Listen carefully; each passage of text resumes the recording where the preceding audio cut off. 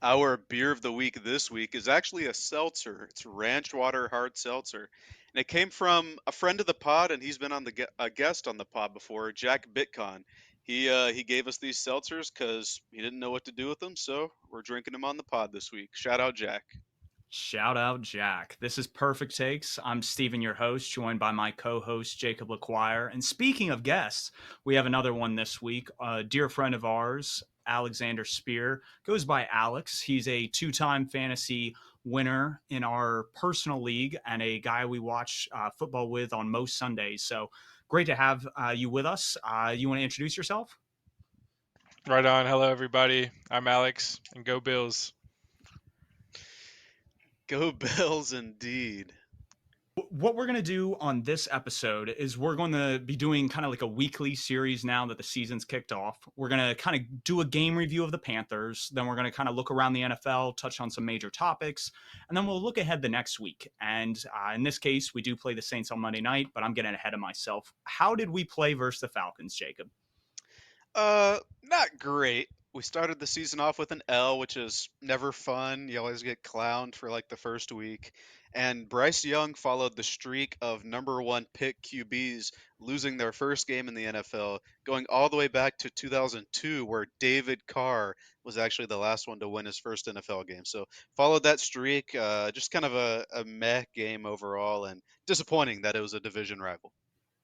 Fun little tidbit. David Carr was actually a Carolina Panther in the late 2000s when Jake Delhomme injured Hmm. his elbow, which really cool. Kind of full circle around there. But my biggest complaint about the game on Sunday is Bryce had 43 dropbacks.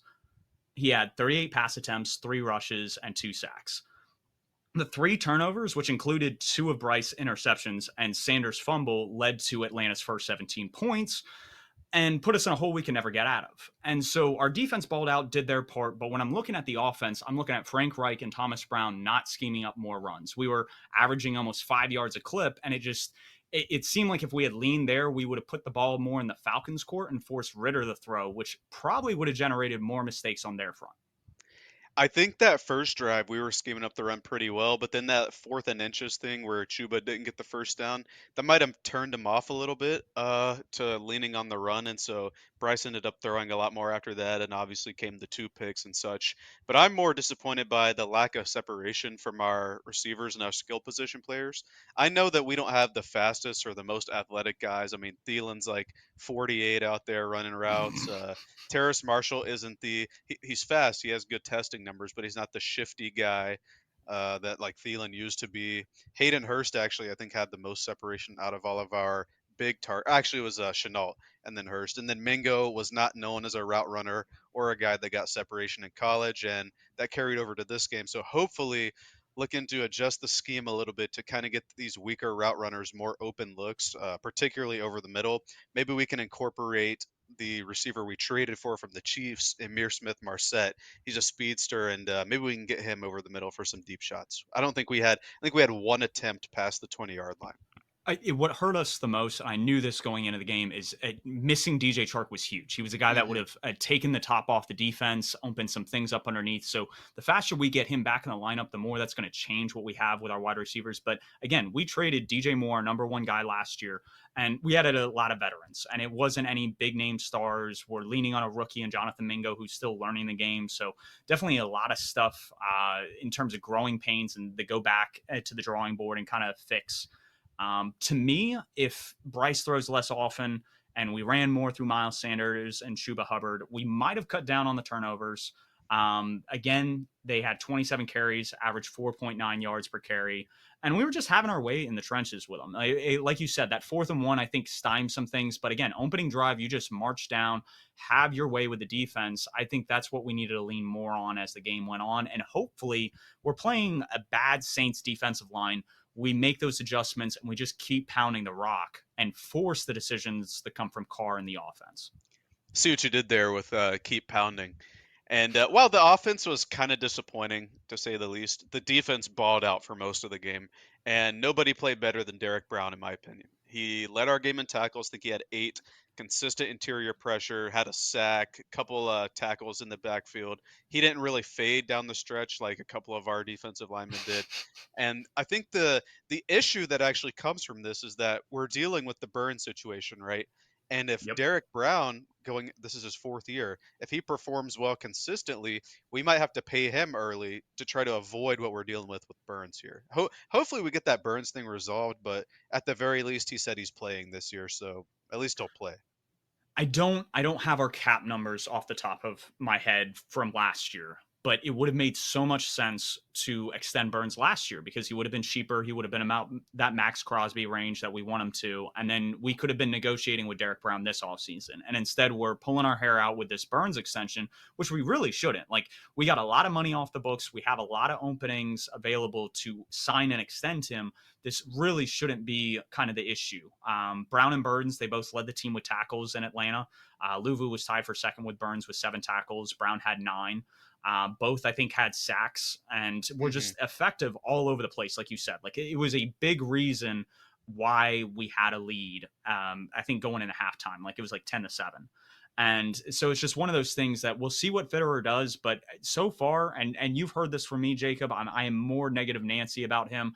I just don't like the job he's done recently. There's things that I think could have been shored up and dealt with that would kind of give peace of mind for not only the team, but the fan base. Like, we're exasperated. Like, I didn't know why I was so exasperated going into week 1. Like, we had a lot to be excited about, and it just felt like it was a damper. Absolutely, yeah. This is the first. Actually, it's not the first time I've been more negative than positive going into week 1, but we should be positive. We have a franchise QB hopeful, and this whole thing was just looming over our heads when it didn't need to be. So, with that being said, we did get week 1 out of the way, and we as fans do get to say it's only week 1. You can't overreact. And going off Indeed, that, Steve. yeah, no, you're right, Alex. As the Bills fan chimes in, the last time, last year, we saw the Bears beat the 49ers. And again, it was a monsoon, but this was a 3-14 team that would beat a 13-4 team right out of the gates. So that's where you can look at the Bengals and Browns and see the bad weather and go, hey, we can't pass judgment on Joe Burrow and that offense. We know what they're capable of. Similarly, the Bucs last year beat the Cowboys out of the opening gate in Dallas. And that wasn't how the season played out. And the Cowboys would end up slaughtering them in Tampa in the wild card. So it's one of those things that when you look at games like the Rams beat the Seahawks or the Bucs beat the Vikings, you got to be a little bit hesitant and wonder if these teams, since they had so much to prove and they don't have a lot, they threw everything they had from the offseason at the board, and they don't have a lot to go off of the rest of the year. And teams will start figuring them out as they go along. Yeah, you never really know on week 1, and I don't even think the teams know themselves what they're capable of, and so it's really a crapshoot when you're trying to pick winners or who you think's going to win. Like the Bucks and the Vikings, how many people thought the Bucks were going to win that game? But I could see I covering, would say but they yeah, dominated the game. in the The second score half, doesn't half. the score might not reflect that, but I would say they were the team from second half to finish that looked like the better team. And then the Rams and Seahawks, I don't think anybody picked the Rams to win. No. They were somebody that both of us had as a top 6 draft pick. But division games are always weird. But yeah, it's really interesting to see week 1. I think by weeks like 3 and 4, you really know what teams are like. Speak about fluky week 1 wins with the Bears. The Packers actually looked good this week with Jordan Love, although his performance wasn't all that impressive. What do you have to say about that, Steve? I know you're a big LaFleur fan. So this is where Matt LaFleur gets to be himself. He gets to implement everything that he was doing with the Washington, at that point, the Redskins, now Commanders, with RG3 and some of the bootlegs and rollouts. And he started doing that with Jordan Love. And Jordan Love has time in the system. He's not rushed. He got the ball to his playmakers. I mean, Christian Watson's out. Like, we talked about DJ Chark being out, and that impacted how our passing game looked. He was hitting the right guys, making the right reads, and he was taking care of the ball. And at the end of the game, that's what you have to do, and that's what helped them win. So the point I want to make that Alex was getting at is that I think if LaFleur develops his star quarterback in Jordan Love, and you have Kyle Shanahan's failed project with Trey Lance, could LaFleur be considered a better head coach? He's led the Packers to 2 NFC championship games, been more consistent in the regular season. We hype up Kyle Shanahan so much, but I think Matt LaFleur deservedly deserves more credit. And I think he's going to start getting that more this year, especially if Jordan Love outperforms Brock Purdy. And that's one of those things where you don't necessarily have all the weapons in Green Bay as you do San Francisco. And I think that actually starts to reflect more on the head coach. Well, in regards to Love versus Purdy, I would expect the expectations for Love to be higher just because, he was a first round pick versus Mr. Irrelevant.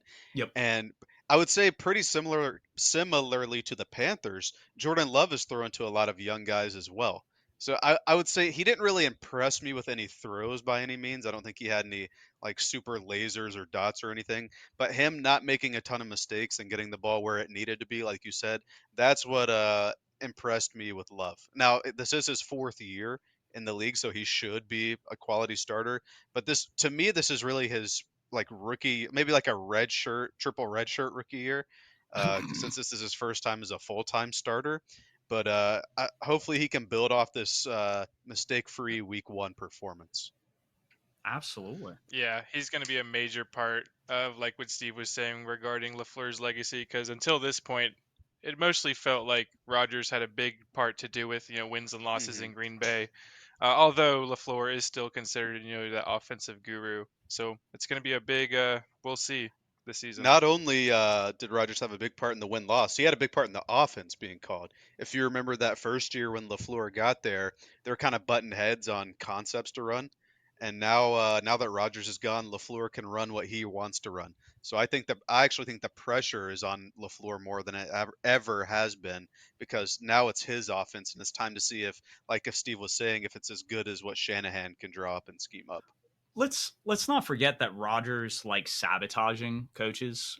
He did it with Mike McCarthy's last year, just audibling the weird calls and plays. And then you see last year in Matt LaFleur's system, he would just chuck it up. Like he'd have a guy one-on-one and he'd just throw it to him. And there's very little chemistry there. It's a low probability throw. You're not playing in structure. And then all of a sudden now what went from like a 2nd and 10 and where you could have gotten like 5-6 yards, made it a manageable third down. Now you're looking at a 3rd and long.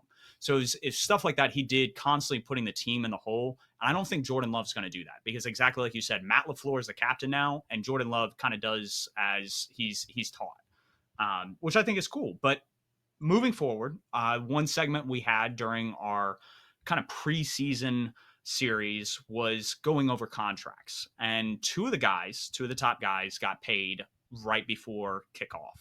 And that was Nick Bosa. He got a 170 over 5.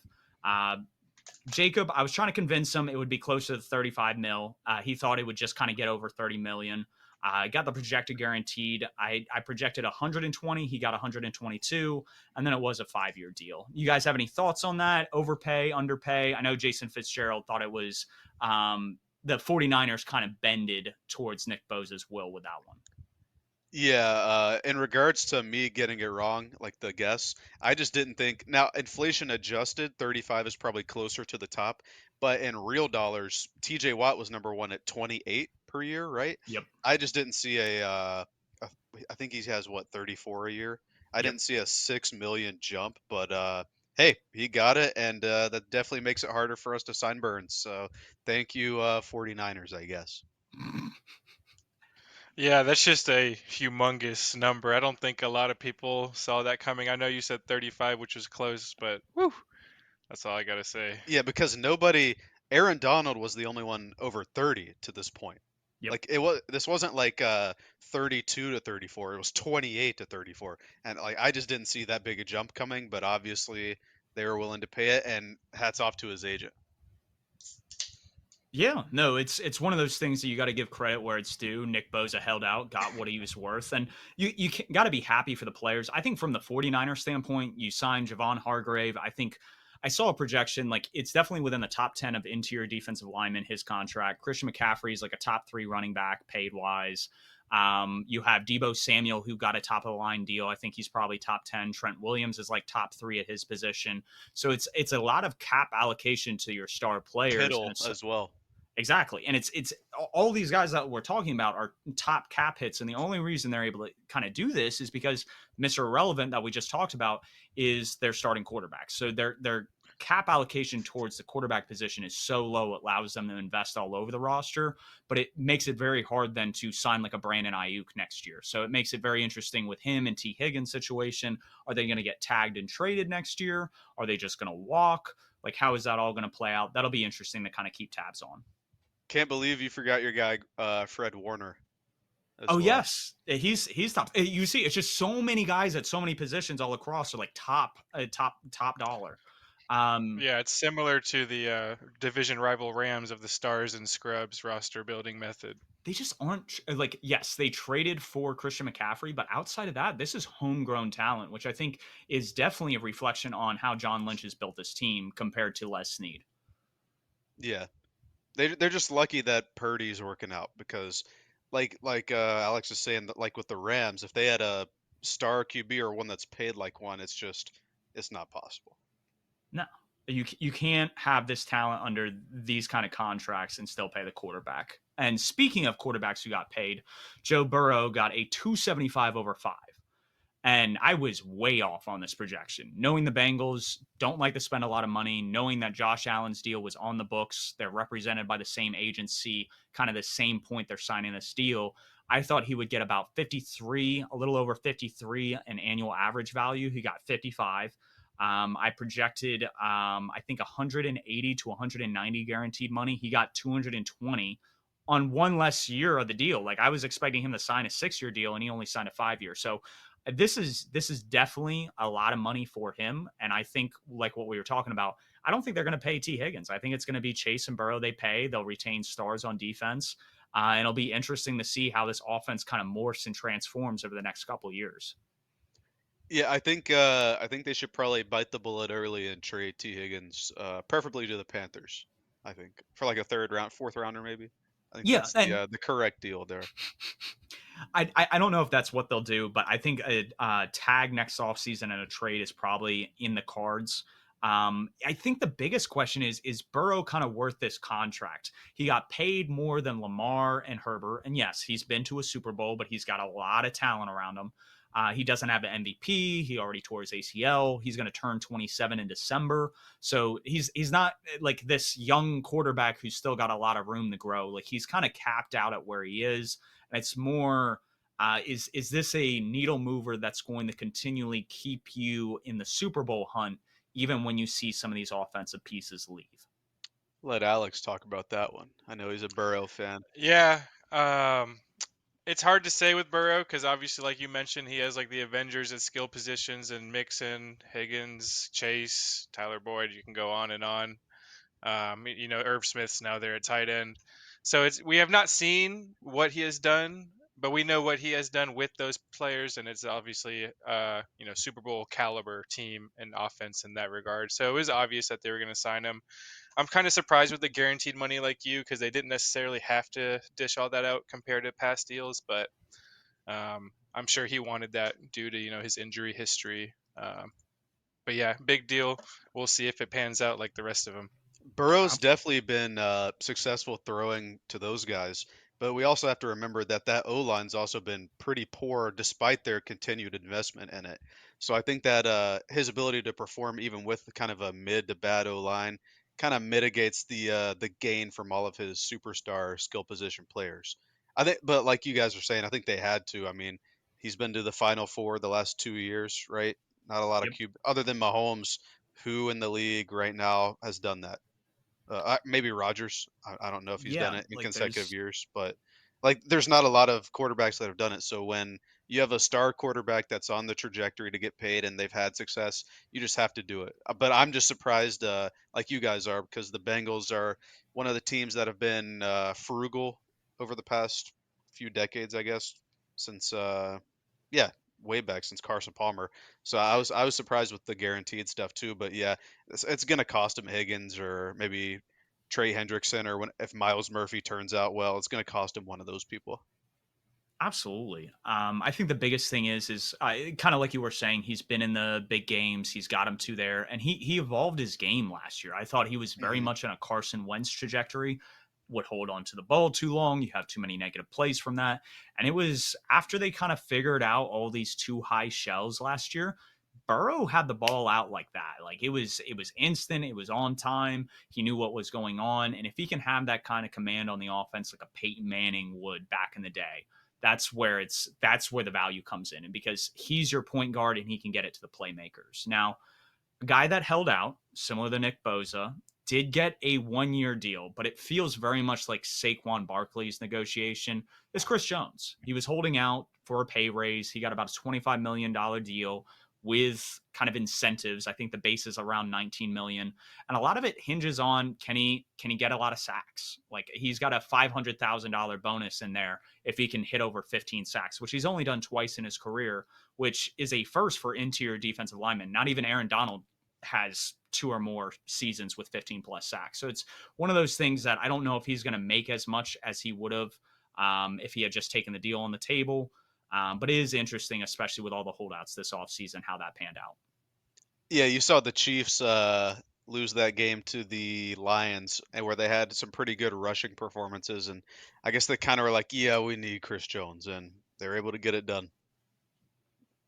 Now, a lot of hamstring injuries, guys. Before week one, Jerry Jeudy, Christian Watson, DJ Chark, John Mechie, as wide receivers, were all out. Then you had Devin Witherspoon, the Seahawks' new rookie cornerback, Kendry Miller, who's the Saints' rookie running back, and Tyler Smith, who's a promising left guard, potential left tackle for the Cowboys, all out with hamstring injuries. And then during week one, Aaron Jones, Deontay Johnson, J.C. Horn, all hamstring injuries. Like, is this heat related, guys? Like, this isn't like a common occurrence in terms of this particular injury this frequent.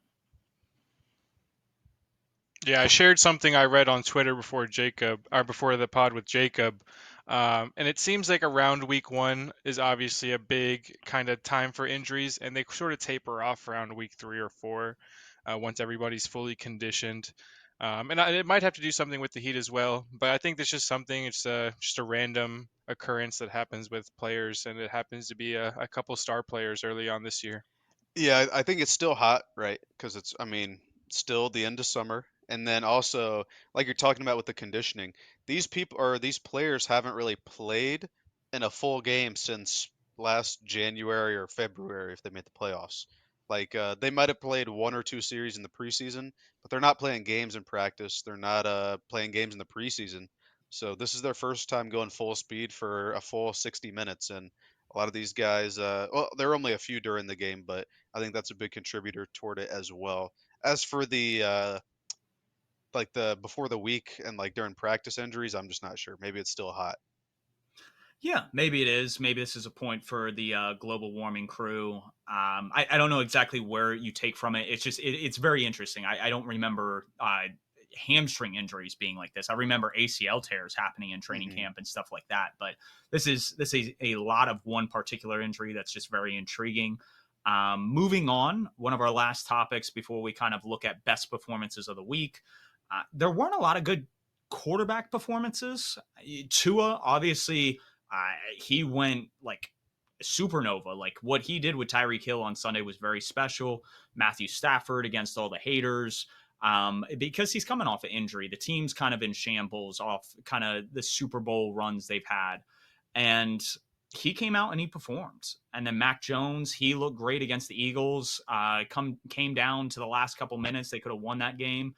Do you guys see anybody else that stood out this week, or really those the three that we want to kind of talk about? For me, those are definitely the three. Like you said, Tua went nuclear. Probably has to be the best game of his career. That one throw, the jump throw he had to Tyreek Hill, that was Yeah. like 50 yards down the field. The ball didn't hang in the air either. I know he liked the memes and stuff there, but that was a good ball. Tyreek didn't have to slow down for it or anything. Really good throw there. Stafford, obviously without Cup, had a really good performance. And then Mac Jones, I know he threw the early pick six, but he bounced back after that and had a really good game with some really good throws. What do you think, Alex? Yeah, those three. I was going to mention that too, a throw where he's climbing the pocket as well. That was kind of a frozen rope. Other than those, it just has to be, week or preseason week 4 kind of with the defenses kind of reigning strong and everybody's still trying to get in sync on offense between the O-line communications and wide receiver learning their routes and plays. I think that's kind of the big story. It'll kind of I figure things will get going as soon as the season moves along. I'll say that Trevor Lawrence also played pretty well too. That is a guy I wanted on this list. I'm glad we brought him up. He continues to do what he did at the end of last year, makes these insane throws. It was against the Colts. He did have an interception, but this is a guy that can turn it on. And like we've talked about, Jacob, he's one of our favorites to win MVP this year. Absolutely. He's a fantasy football champion last year, and hopefully he can improve on that performance this year.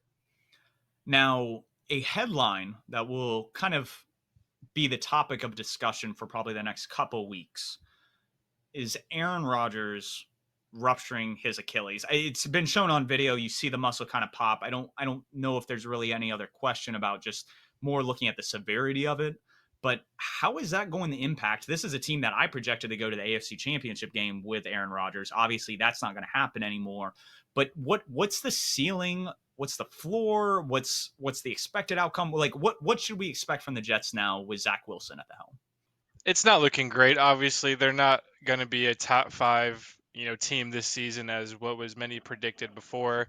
But it's not totally dead. They can still be, a fringe wild card team like last year. If they didn't lose 6 games in a row, they probably would have made the playoffs. I believe it's 6 games. Yeah, they got the defense is good enough, as we saw last night with Whitehead getting 3 picks versus Josh Allen and the Bills. And on the D-line, they have enough guys is there as well. So I think that defense, if they run the ball with Breece Hall and Dalvin Cook, it can win them enough games to maybe get 9, 8 wins, make the wild card.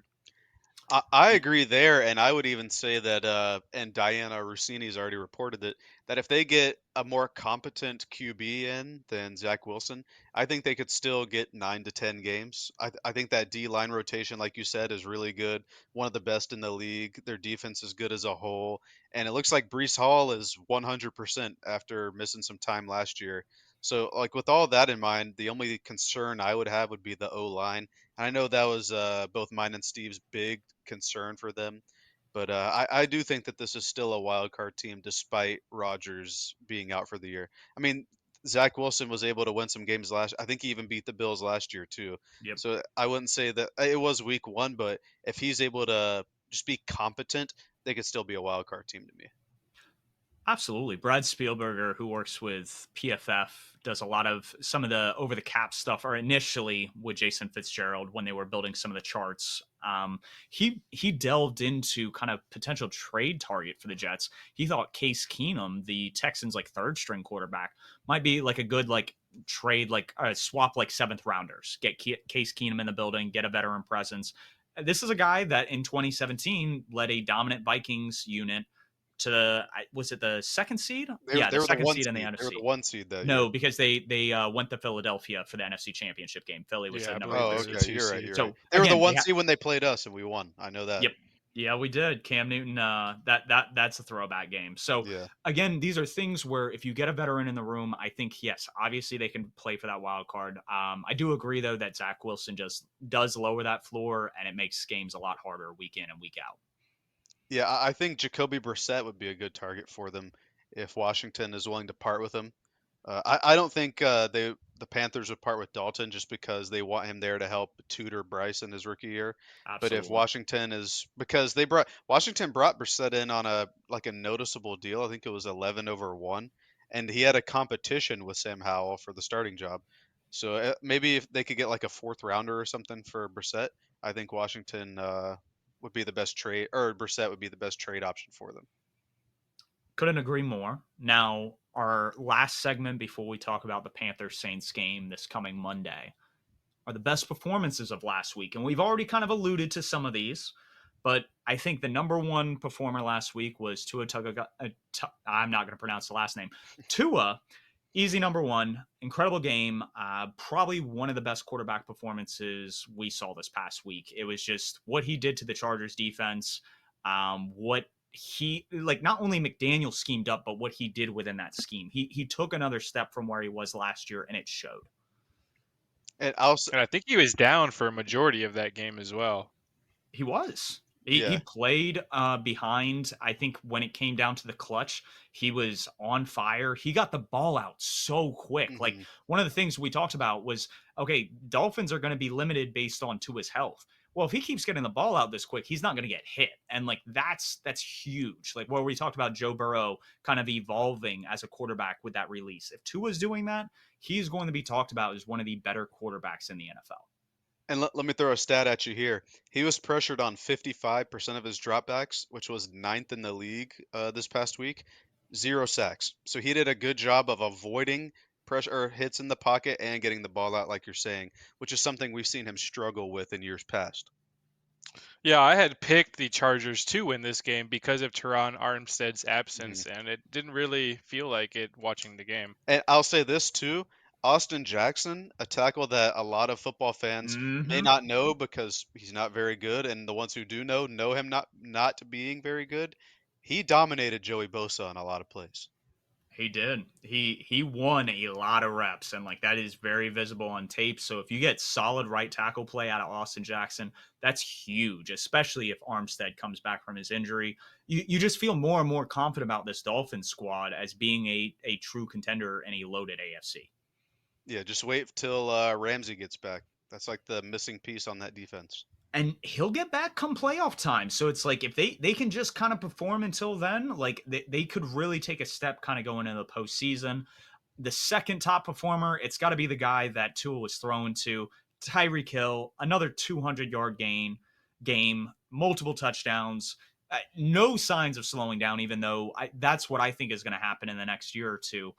He just dominated his matchup, and time and time again, he was making plays. Yeah, he made J.C. Jackson look like J.C. Jackson should retire. I thought he, Yeah, he was burning everybody. Speed demon, cheetah, as they say. It's too good. yeah, no, and it's going to be interesting to see how teams cover because again, you not only have Tyreek Hill, you have Jalen Waddle. Both of them are speed demons, and Tua's getting the ball out quick. Now, at number 3, who did you have, Jacob, as being kind of like a top performer? I'll defer this one to our guest. Who did you have, Alex? I kind of alluded to it earlier with that Bills performance with Josh Allen throwing 3 picks, all to Jordan Whitehead.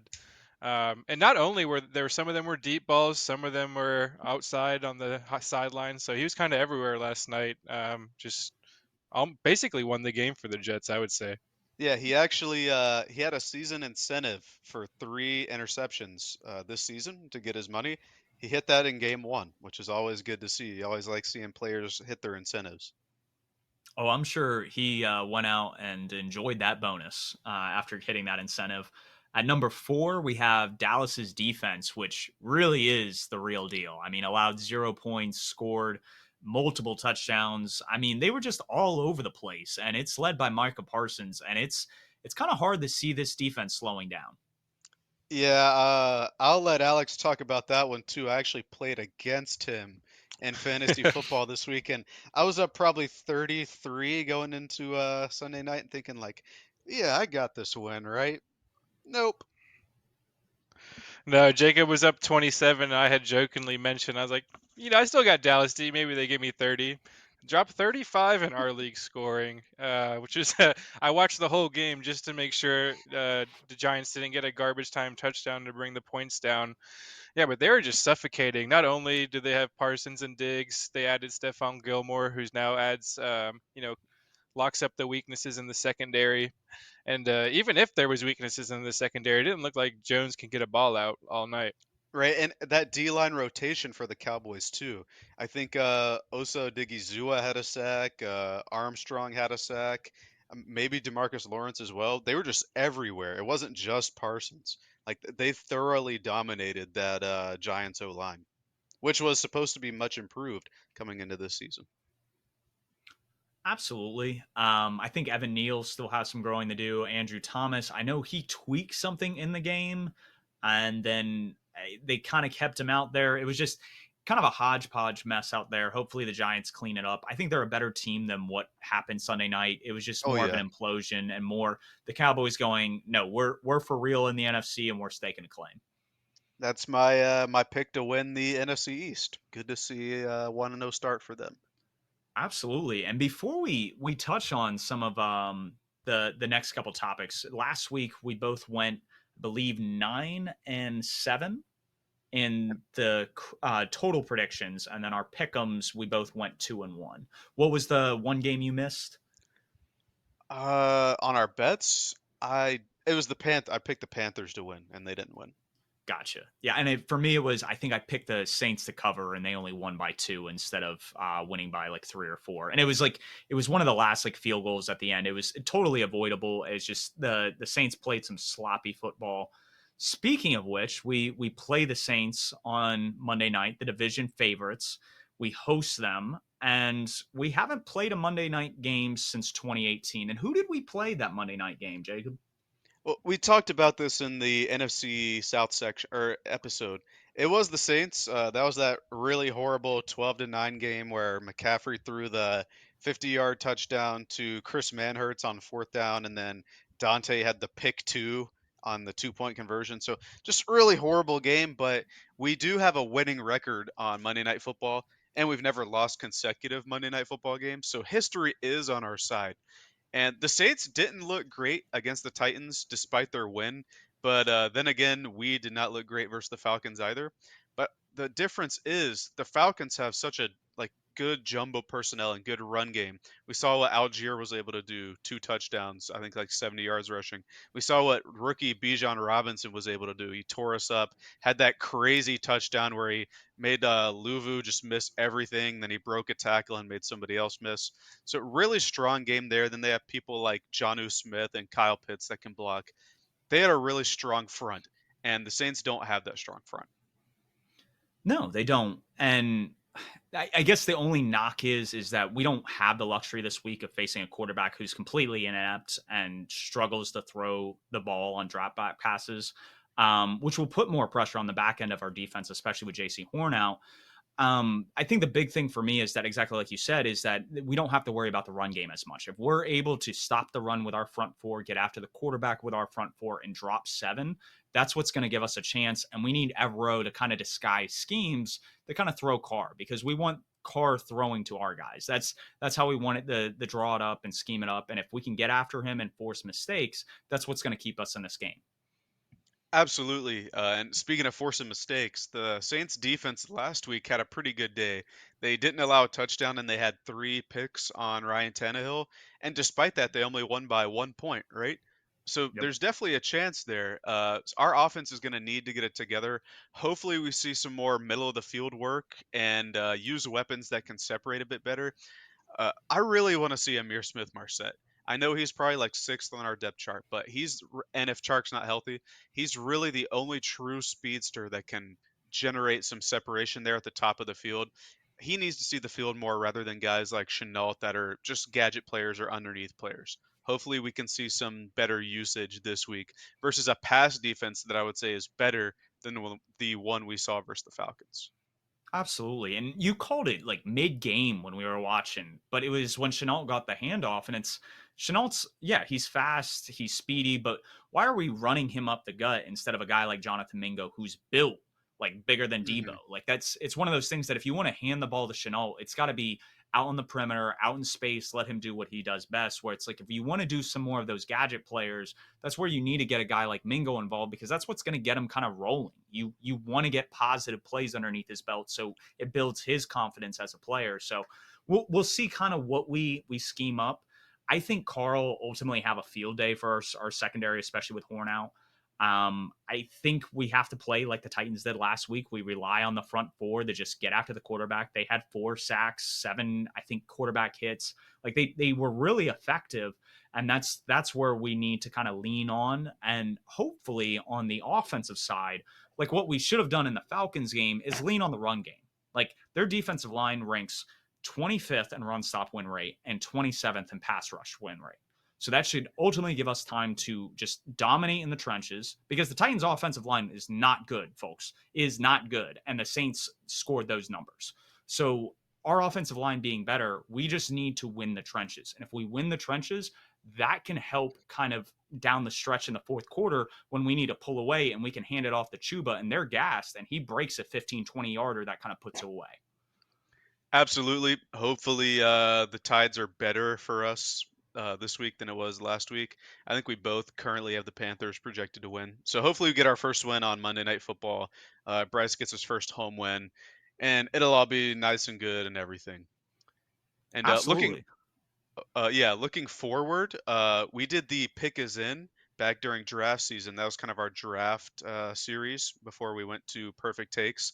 And throughout the year, I kind of want to go over some really good, outstanding college performances during the week that we see on Saturdays, because we're going to see a lot of these guys in the NFL soon, and they're probably going to be early picks. There were a lot of them this week. There were a bunch of good games. UNC App State went to overtime. Oregon Texas Tech was good. Colorado Nebraska was probably game of the week. We all enjoyed seeing Coach Prime beat up on Matt Rule and the Cornhuskers, and then That made me so Alabama. happy. Yeah, it was really good. You see all the stuff happening this week, like Matt Rule had the players on the logo at midfield before the game and stuff. Just weird stuff.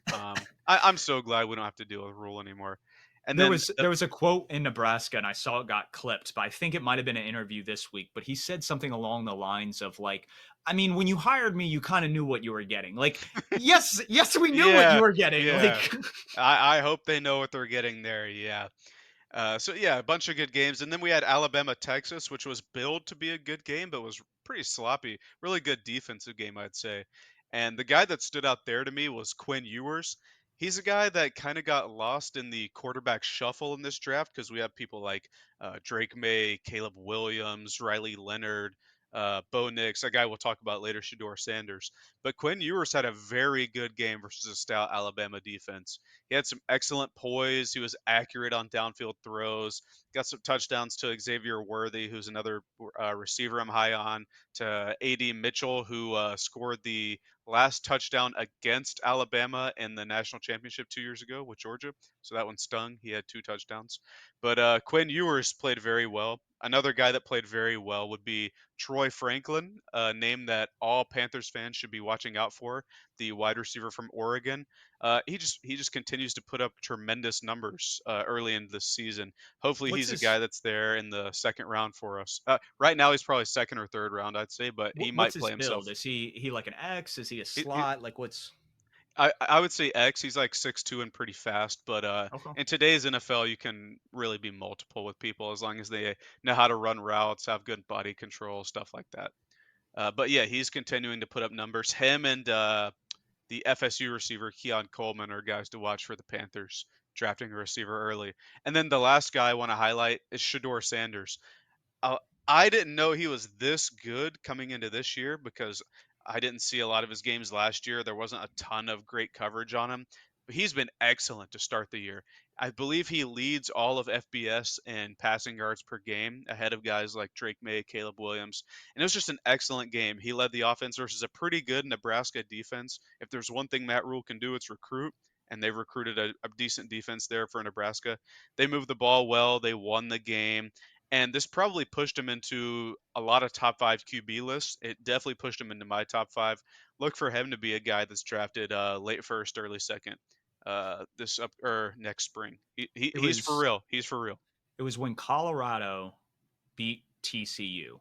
But I remember Deion Sanders saying post game that his son was not a loser. Like I forget, Hmm. I think it was going back to like pretty much like Pee Wee football. But he's like, this guy has like fewer losses than you have fingers on one hand. Like it is insane that this guy has just won at every level. Exactly like you said, he looks this good. Like this is excellency, and it's not just him. Like this whole Colorado team is definitely showing out, and I think they're one of the funner bunches to watch as we continue to progress throughout the college football season.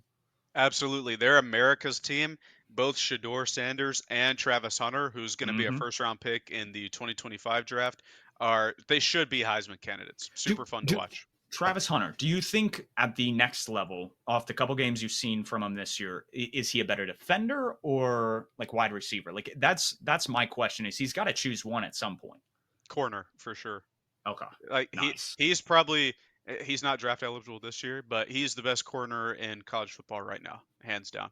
And the fact that he's able to play over 100 snaps in the game and be this good at corner it's nothing short of incredible. We haven't seen this in years.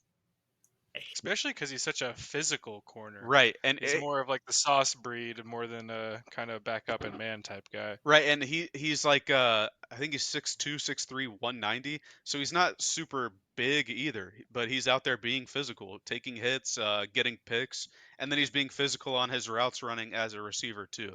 So it's something we've never seen before. It's clear to see why he was the number one recruit in his class, and I'm glad that he's getting some shine and getting good use as opposed to just kind of being on one, even being on one side, he'd be excellent. So it's just I can't stop talking about Travis Hunter. He's super good. You can't not. Like, it's just, you have so many great guys to talk about on this team. Like you said, it's America's team. Now I'm gonna throw a curveball here at the end.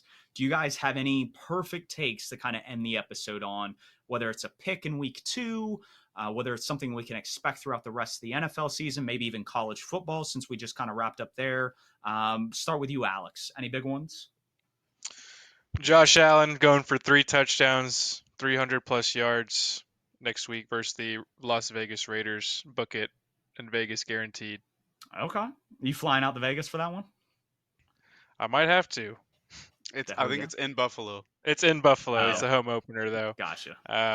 But yeah, for the might have to fly out to Vegas to put that bet out there for sure. I hear you. Jacob, what about you? I'm going back to the college level because that's my strength. Perfect take. Drake May is the best quarterback in college football. It's not Caleb Williams. I have to second that one. People need to actually watch the tape and look at the processing. It wasn't somebody you talked about in your section, but that UNC App State game, like, he was on fire and on point so many times. He's like Herbert that's not scared to throw deep. Absolutely. Now, my take here is, after a disappointing week 1 loss, and we all have the Seahawks currently picked, so this shouldn't be a surprise, but I think they go into Detroit like they did last year, and they beat the Lions. I know that's not crazy between us, like I said, but I think the overall general consensus, you have a team that just beat the reigning Super Bowl champions. They're playing at home against a team that had a rough week 1. It seems like a favorable matchup. I think the Seahawks take advantage. I like it. Awesome. Now, with that concludes this week's episode. Friday, we'll post on our Twitter page our picks of the week, our bets of the week. If you guys have any other questions, feel free to shoot them to us, and we'll definitely answer them next week. But for now, that's it.